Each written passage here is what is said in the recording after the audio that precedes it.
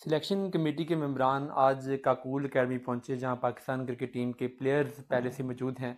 और वहां पर पाकिस्तान के साबिक कप्तान बाबर आजम और पाकिस्तान के मौजूदा कप्तान शाहीन शाह आफरीदी भी मौजूद हैं, और जो कप्तानी के तीसरे उम्मीदवार थे मोहम्मद रिजवान, वो भी वहीं पे मौजूद हैं। तो सिलेक्शन कमेटी के मेंबरान जो आज वहाँ पहुँचे उनमें अब्दुल रज़ाक शामिल थे, वहाब रियाद शामिल थे। और उन्होंने वहाँ पे जाके बड़ी इम्पोर्टेंट मीटिंग्स की, और जो उनमें से सबसे इम्पोर्टेंट मीटिंग हुई वो बाबर आजम के साथ हुई। और बाबर आजम को इस मीटिंग के अंदर उनके हतमी मुज़ाकरात हुए बाबर आजम के साथ। उसका फ़ैसला क्या हुआ उसकी भी कुछ इन्फॉर्मेशन मैं आपसे शेयर करता हूँ। दूसरी मुलाकात उनकी शाहीन शाह आफरीदी के साथ हुई, और शाहीन शाह आफरीदी को उन्होंने एतमाद में लिया, और जो ये डिसीजन है कि शाहीन शाह अफरीदी को टी20 कप्तानी से हटाया जा रहा है उसके बारे में उन्हें कन्वे किया गया, और उन्हें जितना भी डैमेज कंट्रोल करने की कोशिश हो सकती थी वो की गई। बहरहाल एक डैमेज कंट्रोल, अब उससे क्या होना था, एक प्लेयर को आप पिछले 15-20 दिन घास नहीं डालते, और जब आप डिसीजन कर चुके हो, सारे मीडिया पे आ चुका है, उस टाइम पे जाके अगर आप उसको कन्वे करते भी हो तो उसकी कोई सिंबॉलिक वैल्यू भी इवन नहीं है। बहरहाल उस मीटिंग के अलावा जो दूसरी मीटिंग जिसका मैंने जिक्र किया बाबर आजम के साथ, ये मीटिंग सबसे इम्पोर्टेंट थी। और शायद इस वक्त हमारे जितने भी क्रिकेट फैंस हैं, जितने भी जर्नलिस्ट हैं, मीडिया है, सब की नज़रें इसी मीटिंग पे थीं कि इस मीटिंग में फाइनली डिसीजन क्या होता है। और ये जो मीटिंग थी ये बाबर आजम के साथ। इस मीटिंग में बाबर आजम अभी चूँकि उम्रा परफॉर्म करके आए हैं, और उन्होंने कैंप भी लेट ज्वाइन किया था। और वहाँ पर माहौल भी कुछ काकूल में इस तरह का बना हुआ है कि प्लेयर्स जो हैं वो शाहीन शाह अफरीदी के साथ इस कप्तानी के मामले को कोई ज़्यादा डिस्कस नहीं कर रहे। ज़ाहिर है एक वो एम्बेरसमेंट का मुकाम होता है नेक्स्ट पर्सन के लिए।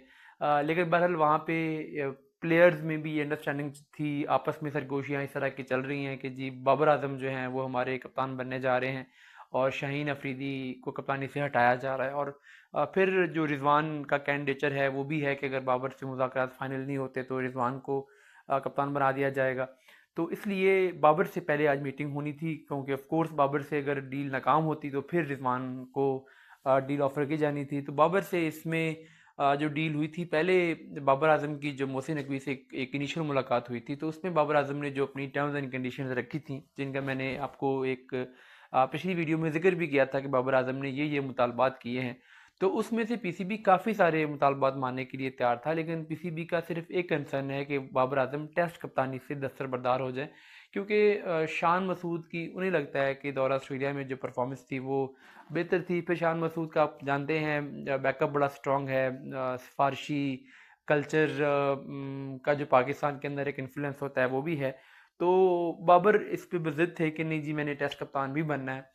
तो फिर जब सेशन कमेटी की मीटिंग हुई थी मोहसिन नकवी से लास्ट टाइम, तो उसमें मोहसिन नकवी ने सेशन कमेटी को मैसेज देकर भेजा कि आप बाबर के पास जाएं और उनको ये बात समझाने की कोशिश करें कि टेस्ट कप्तानी आपको देना हमारे लिए फ़िलहाल पॉसिबल नहीं है। तो फ़िलहाल आप ऐसा करें कि आप सिर्फ वाइट बॉल के जो दोनों फॉर्मेट हैं टी20 और वनडे, उसकी कप्तानी कर लें। और ये जो बाबर का मुतालबा है कि मुझे लॉन्ग टर्म कप्तान बनाया जाए, तो उसके लिए ठीक है हम आपको चैम्पियंस ट्रॉफी तक कप्तान बना देते हैं, लेकिन टेस्ट से आप दस्तरबरदार हो जाएं। अब ये जो मामला था इस पर सुनने में आया है कि अब जो वहाँ पे बातचीत हुई उसमें बाबर आजम अभी तक भी इस बात पे स्टिक थे कि मुझे तीनों फॉर्मेट्स का कप्तान बनाया जाए, मैं दो फॉर्मेट्स की कप्तानी नहीं करना चाहता।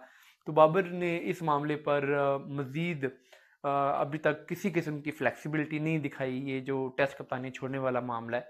अलबत्ता वो उन्होंने ये कहा है कि अगर आप मुझे फ़ौरी तौर पे टेस्ट कप्तानी का अनाउंसमेंट नहीं भी करते, फ़ौरी तौर पे अगर आप मुझे सिर्फ टी20 या वनडे कप्तानी की अनाउंसमेंट भी कर देते हैं तो मुझे कोई इशू नहीं होगा, मैं फ़िलहाल कप्तानी ले लूँगा। और लेटर ऑन जब पाकिस्तान की टेस्ट सीरीज़ का टाइम आए तो उस टाइम फिर आप मुझे टेस्ट कप्तान अनाउंस कर दें।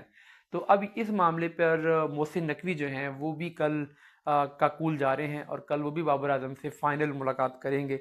और लगता यूँ है कि बाबर आजम का ये जो मुतालबा है टेस्ट कप्तानी वाला, ये भी अल्टीमेटली पीसीबी को मानना पड़ेगा, क्योंकि पीसीबी के पास इस वक्त कोई और चॉइस नहीं है, कोई और ऑप्शन नहीं है। क्योंकि अगर मोहम्मद रिजवान को कप्तान बनाया जाता है तो पीसीबी को ये लगता है कि टीम के अंदर जितनी सपोर्ट बाबर की है उतनी शायद रिजवान की नहीं है, और रिजवान उस तरीके से शायद टीम में यूनिटी नहीं रख पाएंगे, उस तरीके से मैनेज नहीं कर पाएंगे। और फिर रिजवान का जो एक रिलीजियस टच वाला मामला है वो भी पीसीबी नहीं चाहता कि हम रिजवान की पोस्ट मैच प्रेस कॉन्फ्रेंस से किसी किस्म की कोई इस तरह की चीज़ पैदा हो जिससे कोई एक बदमज़गी पैदा हो या कोई कंट्रोवर्सी पैदा हो। तो इसलिए रिजवान के मामले में उनकी हतमी कोशिश यही है कि उनको कप्तान ना बनाना पड़े और बाबर आजम ही ये कप्तानी कबूल कर लें।